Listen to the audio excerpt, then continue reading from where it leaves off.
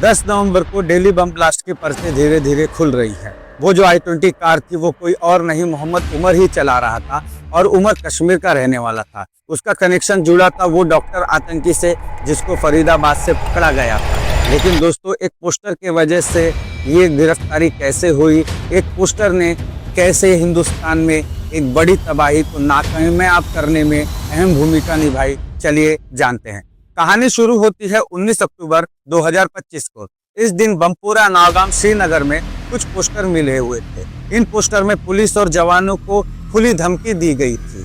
पहले ऐसी धमकियों को नॉर्मल समझा जाता था, लेकिन अब ऐसी धमकियों से एजेंसियां चौकन्ना हो गई। चौकन्ना होने के बाद पोस्टर मिलते ही श्रीनगर के एसएसपी संदीप चक्रवर्ती ने जब जांच चलवाई और सीसीटीवी फुटेज खंगाले तो जांच में पता चला कि ये भटके हुए नौजवानों का काम है, यानी ये कश्मीरी युवाओं का काम है, यानी ये पत्थरबाजों का काम है। 3 भटके हुए नौजवानों को पुलिस गिरफ्तार करती है और जब पुलिस ने तीनों से जबरन कड़ाई से पूछताछ की तो पूरी कहानी धीरे धीरे सामने आने लगी। उसके बाद जब तीनों को पुलिस ने थोड़ा और अपना सेवा प्रदान किया तो उन्होंने मुंह खोल ही दिया। उसके बाद पुलिस मस्जिद के एक मौलवी इरफान अहमद को उठाती है। उसके बाद मौलवी के मुंह खोलने के बाद एक गिरफ्तारी शुरू होने लगती है। मौलवी के बाद आतंकी आरिफ, मकसूद और जमीर भी पुलिस के हत्थे चढ़ जाते हैं। लेकिन ये कैदों ने जो भी कुछ खुलासा किया उससे पुलिस और एजेंसियों के कान चौकन्ने हो गए। ये खुलासा था व्हाइट कॉलर आतंकियों का। इसके बाद जम्मू कश्मीर पुलिस अपने जांच का दायरा हरियाणा और उत्तर प्रदेश तक बढ़ा देती है। हरियाणा के फरीदाबाद में 10 नवंबर को एक डॉक्टर पकड़ा गया जिसका नाम है मुजम्मिल शकील। ये अल फलाह मेडिकल कॉलेज में प्रोफेसर था।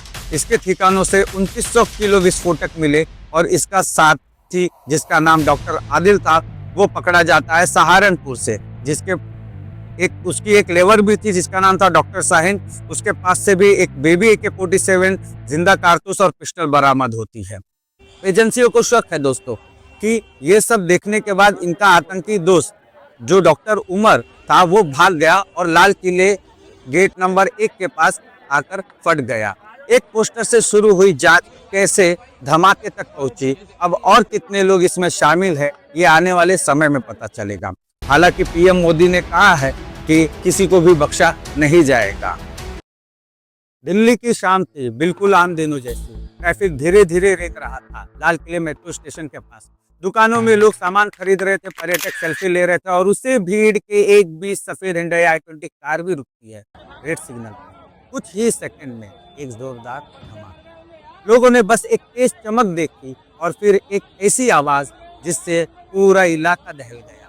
10 सेकंड में जिंदगी और मौत के बीच की रेखा मिट गई। क्या हुआ था उस दिन? ये हादसा हुआ 10 नवंबर 2025 को शाम 6:52 पर दिल्ली का ऐतिहासिक लाल किला गेट नंबर 1 के पास एक सफेद Hyundai i-20 कार भीड़ से भरे ट्रैफिक में खड़ी थी। अचानक उस कार में विस्फोट हुआ और आग की लपटें 15 फीट ऊपर पहुंची थी। आसपास खड़ी दूसरी गाड़ियां, रिक्शा, बाइक सब जल गए। चिल्लाने की आवाज, धुएं का बादल और हर तरफ अफरा तफरी। 8 लोगों की मौत हो गई, 20 से ज्यादा घायल हो गए। पुलिस और फायरिंग सर्विस कुछ ही मिनटों में पहुंच गई, लेकिन तब तक वो जगह एक आग के गोले में बदल चुकी थी। ये गाड़ी किसकी थी, अब सवाल उठता है। ये गाड़ी किसकी थी? जांच के करने के बाद में पुलिस को जो पता चला है, पुलिस ने नंबर ट्रेस किया हरियाणा 26, जिसका हरियाणा का नंबर है। गाड़ी पहले सलमान नाम के एक व्यक्ति पर थी, लेकिन वो उसे पहले ही बेच चुका था। फिर ये कार कई लोगों के हाथ से होती हुई आखिरकार दिल्ली पहुंची। जांच में एक नाम सामने आया है, डॉक्टर उमर उन नबी, जो जम्मू कश्मीर के पुलवामा का रहने वाला है। लेकिन उसकी फैमिली कह रही है वो ऐसा नहीं कर सकते, शांत स्वभाव के इंसान थे। यानी कहानी सीधी नहीं, उलझी हुई है। पुलिस ने अब इस केस को UAPA यानी आतंकवादी विरोधी कानून के तहत दर्ज कर लिया है। मतलब अब इसे टेरर एंगल से देखा जा रहा है। दोस्तों, क्या ये मामला एक हादसा था या कुछ और? अभी तक 2 थ्योरी सामने आई है। पहली थ्योरी ये है कि ये तकनीकी खराबी या लीक की वजह से हुआ विस्फोट था। दूसरी थ्योरी ये है कि ये जानबूझकर किया गया हमला था, क्योंकि कुछ गवाहों ने बताया विस्फोट से पहले गाड़ी के अंदर किसी की हलचल दिखी थी और सीसीटीवी में भी कुछ सेकंड पहले एक तेज लाइट और फिर ब्लास्ट दिखा। कुछ मीडिया रिपोर्ट्स तो ये कह रही है कि संभावना है कि गाड़ी में विस्फोटक पदार्थ रखा गया था, लेकिन पुलिस ने अभी तक इसे आतंकी हमला या एक्सीडेंट दोनों में से किसी को भी कंफर्म नहीं किया है, यानी अभी सच्चाई जांच के अधीन है। ब्लास्ट के तुरंत बाद पूरी दिल्ली हाई अलर्ट पर चली गई। India Gate, metro station, airport और सभी सरकारी इमारतों पर सुरक्षा बढ़ा दी गई। प्रधानमंत्री नरेंद्र मोदी और गृह मंत्री अमित शाह ने शोक व्यक्त किया और कहा, दोषियों को छोड़ा नहीं जाएगा। सोशल मीडिया पर भी लोगों का गुस्सा फूट पड़ा है। राजधानी के दिल में इतना बड़ा ब्लास्ट कैसे? वहीं दुनिया के कई देशों से भी प्रतिक्रियाएं आई और जो आम लोग वहां मौजूद थे, उन्होंने बताया कि उन्होंने ऐसा मंजर पहले कभी नहीं देखा। अब सवाल जो बाकी है दोस्तों, वो ये है कि आप और हम क्या जानते हैं इसके पीछे? ब्लास्ट के पीछे की असली मकसद क्या था? क्या एक बड़ा नेटवर्क या किसी अकेले शख्स का काम था? सुरक्षा में इतनी बड़ी चूक कैसे हुई? और सबसे बड़ा सवाल, क्या हम फिर ऐसी घटनाओं के लिए तैयार हैं? आप और मैं और देश? क्योंकि दोस्तों ये घटनाएं होती रहती हैं। ये कहानी सिर्फ एक ब्लास्ट की नहीं है। ये कहानी हमारी लापरवाही, हमारी असुरक्षा और हमारे भूल जाने की आदत को। दिल्ली जो हर रोज भागती है, उस दिन कुछ पलों के लिए रुक गई थी।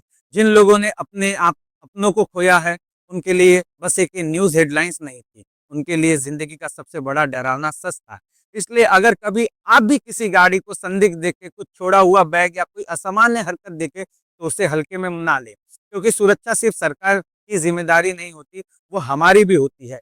मैं हूँ मनोज मिश्रा और ये थी दिल्ली ब्लास्ट की सच्ची कहानी। 10 नवंबर 2025 की वो शाम, जिसने हमें याद दिलाया कि शांति कितनी नाजुक होती है। नमस्कार, जय हिंद।